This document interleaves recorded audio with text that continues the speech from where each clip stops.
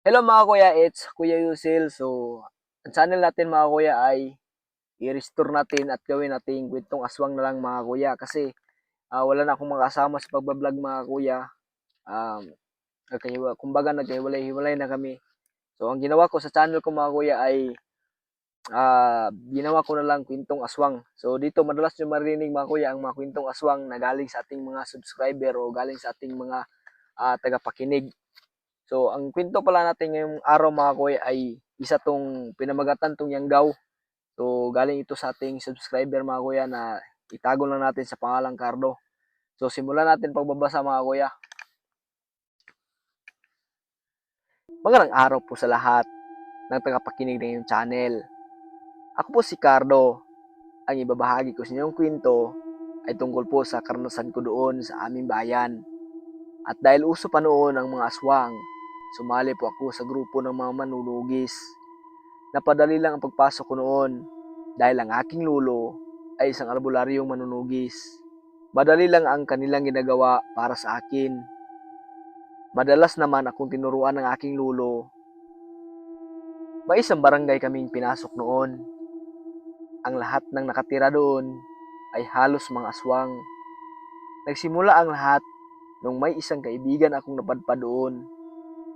Sabi pa niya sa akin, dahil sa mahal ko ang babae tol, kahit saang lugar pa yan, ay pupuntahan ko.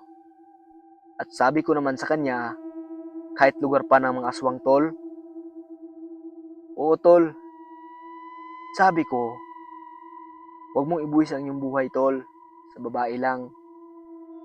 Tol, bahala na. Wala akong magagawa mahal ko siya. Hindi siya nagpapigil noon. Isang araw, nagtaka na lang ako na pumunta ang kanyang mga magulang sa bahay at nagtanong sa akin, Cardo, nakita mo ba si Daniel? Ha? I, Hindi po 5 araw na siya hindi pumunta dito sa bahay. Naku, ang batang talaga yun. Saan na kaya pumunta ang batang yun? Nagtaka naman ako na lungkot ang mukha ni tita na nagtanong sa akin. Kaya naman sinabi ko sa kanila na tita, pumunta na nga tayo sa bayan at ipag-alam natin sa ating kapitana. At dahil isang babae ang kapitana namin doon, at dahil babae ang kapitana namin doon, madaling namin siyang nakiusapan. At sabi naman ng kapitana namin, huwag na kayong mag-alala. Magpasama ako ng mga tanod sa inyo para sa paghanap kay Daniel. At nagpagawa na rin ako ng mga missing na imahe niya para ipagkalat natin sa buong barangay o sa kalapit barangay na rin. Sabi ko, Kapitana, maraming salamat po sa inyong tulong. At sabi naman ng kapitana, walang anuman yan. Basta't may kailangan kayo, tawagan nyo lang ako.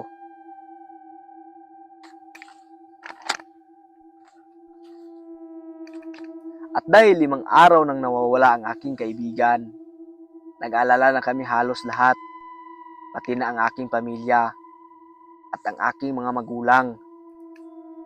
Isang araw may tumawag sa cellphone ko.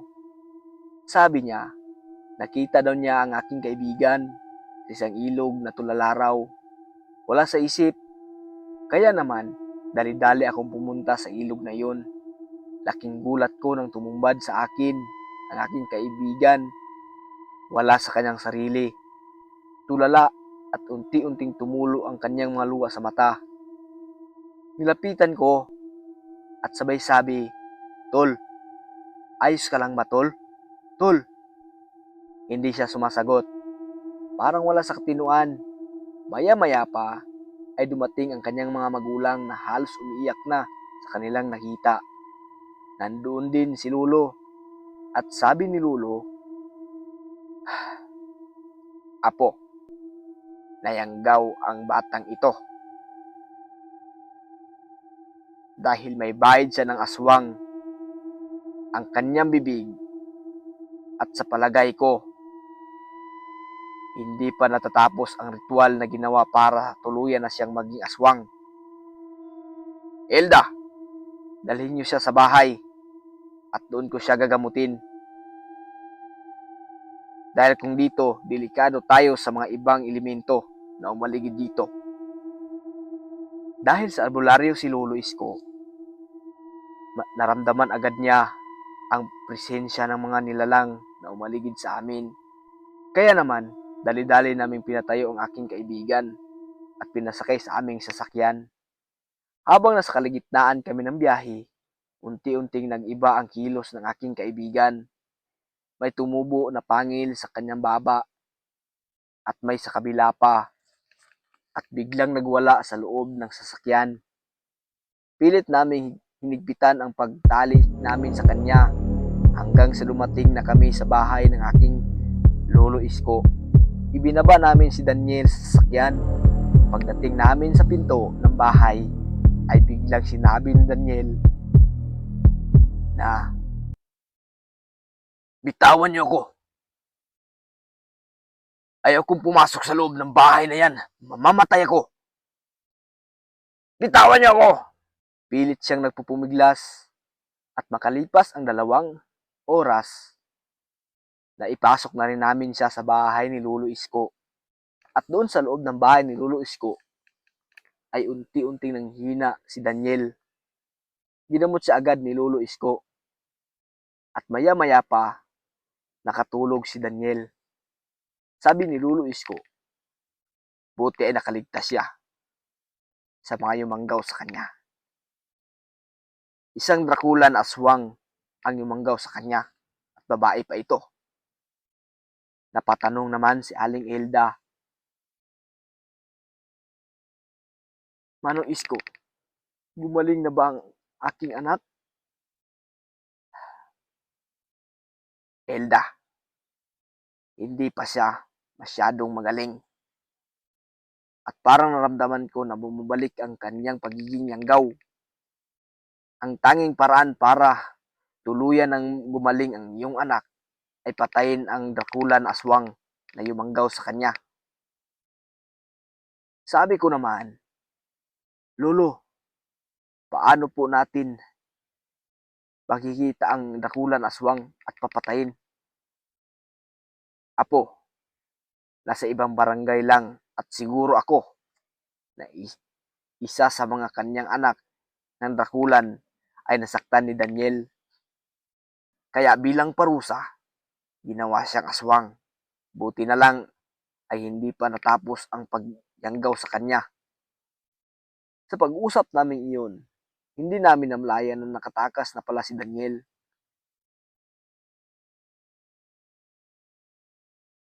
"Lolo Isko! Lolo Isko!" "O Ile."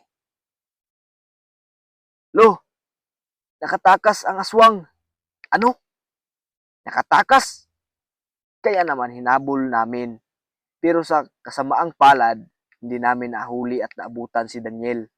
Malakas ito at nagpapumiglas na tumakbo.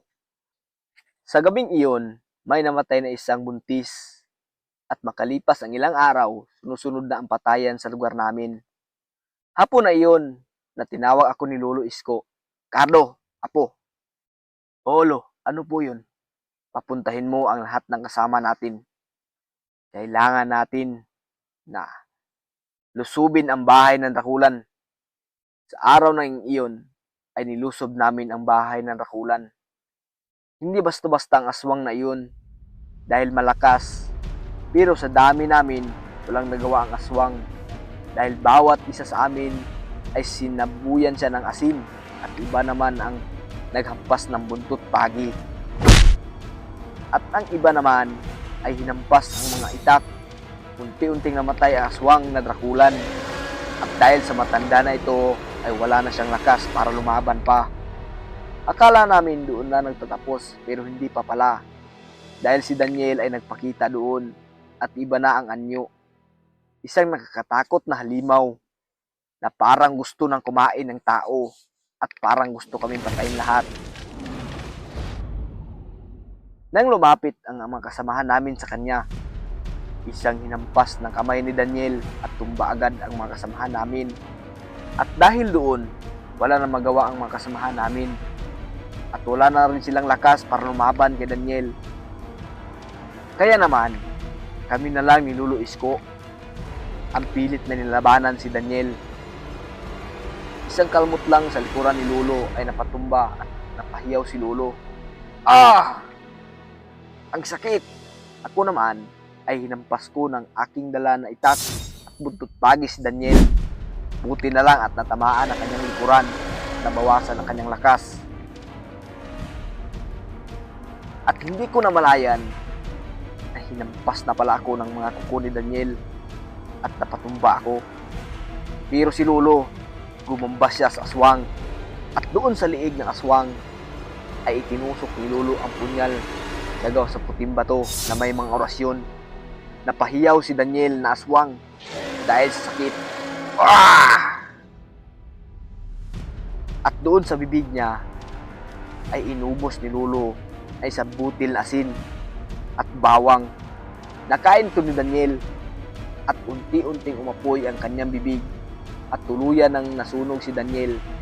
At unti-unting umapoy ang kanyang bibig at tuluyan nang nasunog si Daniel. Apo, wala na aswang. Lo, si Daniel patay na ho, di ba yan? O apo, patay na si Daniel. At biglang bumalik ang katahimikan sa bayan namin. Bumalik na rin ang mga trabaho ng mga kababayan namin doon. Kuya, bumalik ang kasiyahan sa aming bayan. Dahil sa wakas, napuksan na rin namin ang Draculan at si Daniel. At doon na nagtatapos ang aking kwento ko, kuya. At salamat po sa tagapakinig ng inyong channel. Hello mga kuya, so magandang umaga sa lahat. So, napakinggan nyo ang kwento ni Cardo mga kuya. Kwento pala ni Cardo mga kuya ay inilarawan niya noon na binata pa siya mga kuya. Siguro ngayon nasa 50 years na siya siguro o 60 years na yung edad niya mga kuya. Kaya ipinadala niya sa atin tong isang karanasan niya noon. Siguro mga kuya, noong unang panahon ay marami talagang aswang. So naniniwala ako sa aswang mga kuya kasi dito sa probinsya namin kadalasan meron din eh. So para makatulong kayo sa akin mga kuya, so napakalaking tulong na po yung pag-subscribe nyo at like and share sa ating mga video. So abangan nyo ang next natin nga babasahin na kwento mga kuya. So magandang umaga sa lahat.